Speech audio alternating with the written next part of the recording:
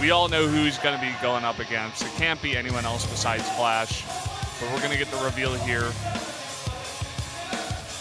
Yeah. Let's see.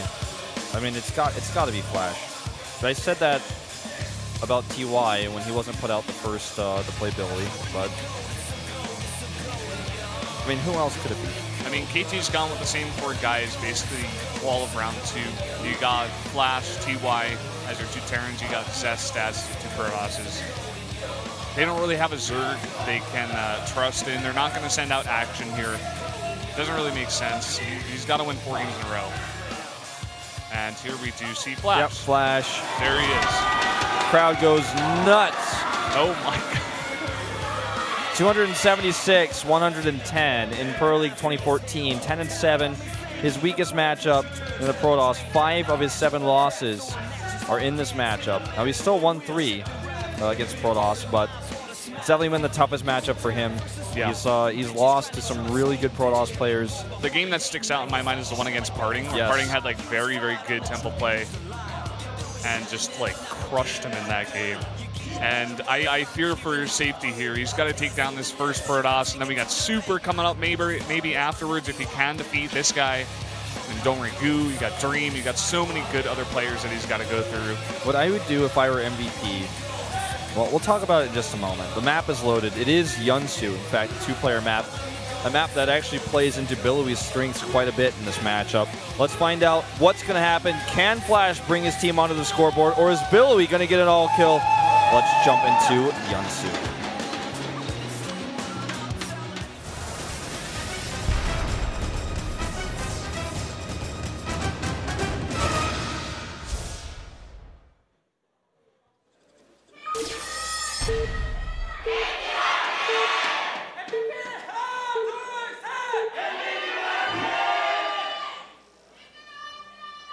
LTA는 SK텔레콤. Up here in the top right on Yeonsu in the red for KT Rolster, the Terran player, their last hope. It is FlaSh. To the bottom left in teal for MVP. Our player, Billowy, 3 kills. Wants his 4th, wants to get that all kill. Now, if I'm MVP and I look at this, I'm thinking, okay, this is what we expected to see as the last player. And we have Super in our team. We've got DRG in our team to, snipe him, to eliminate him. One of those 2 players they can use. But they also have now a 3rd unlocked player that they probably weren't really thinking about before when it came to dealing with FlaSh. So they probably didn't expect Billowy would do so well. So when you think about that, I wonder who that 3rd player will be, because I think that we will certainly see Super last, because I would say with this matchup he's like the best player to choose, and the FlaSh's weakness is of course TVP. So we'll probably see DRG before that, just to kind of make him keep changing what matchup he has to play. Yeah.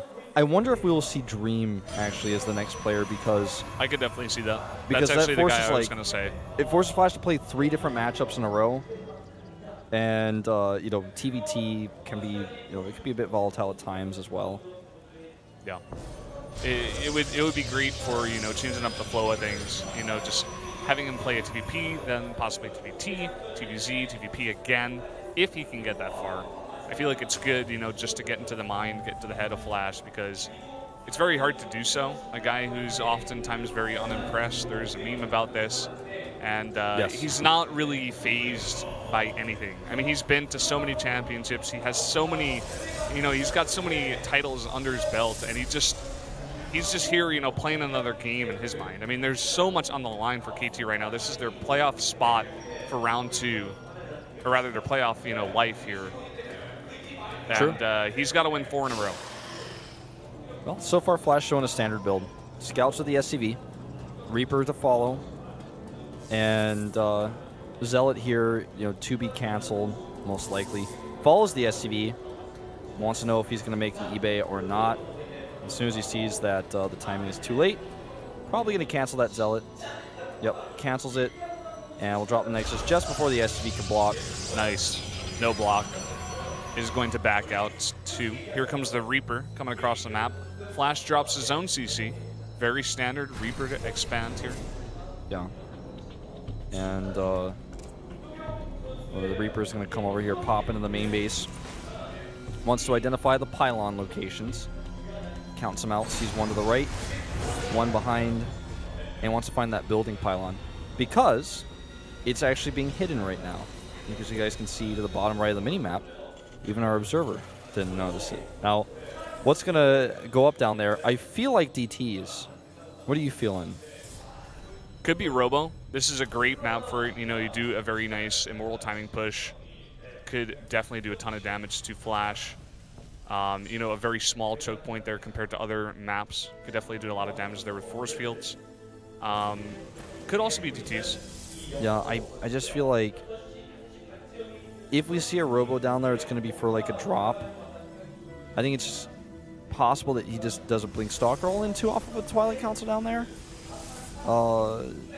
Stargate obviously is a counterintuitive location for the Stargate, because it's further away by air. And look at this. FlaSh has gone into the base so many times. He sees no pylon. He has to know that Yeah, he definitely going does. on. He's going to start scouting the edges of the map. You just did see his rally there. He's going to start going towards that bottom right location first.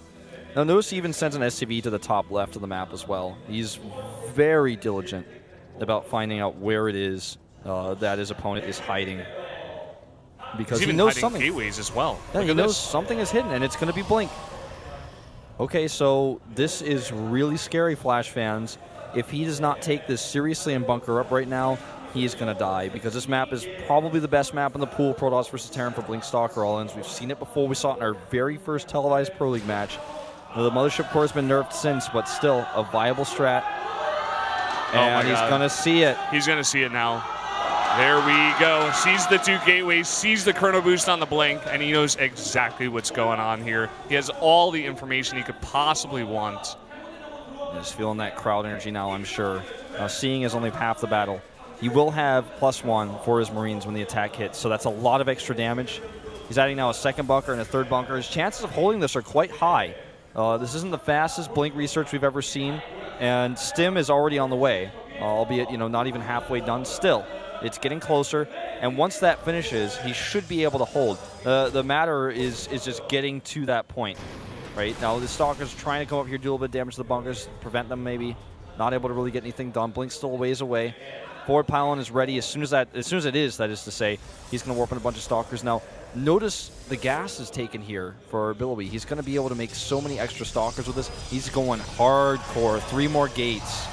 Yeah, no pylon, probes being made here. He stops at 43. 4 more gates. 4 more gates. He's committing 100% to this build right now. This is all in, man. Everything is on the table. Mothership Core nearly at full energy here. Wants to be able to time warp a second time as soon as possible. And he doesn't see that bunker, actually, so he could possibly blink up into the main there. A very, very nice bunker placement there by FlaSh, you know, keeping it just out of the range of that Mothership. You know, the Mothership vision did get nerfed recently, so maybe this could hurt him.